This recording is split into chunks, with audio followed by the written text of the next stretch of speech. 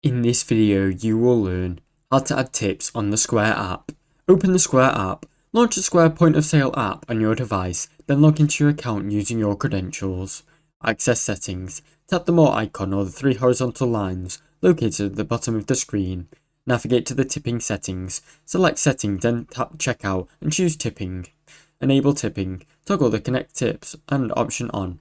Customize tip options. Smart tip amount automatically suggests tip amounts based on the transaction total.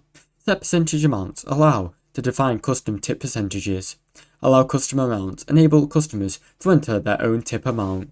Choose the tip display method. Decides whether to show the tip option on the signature screen or on a separate screen after the payment processed.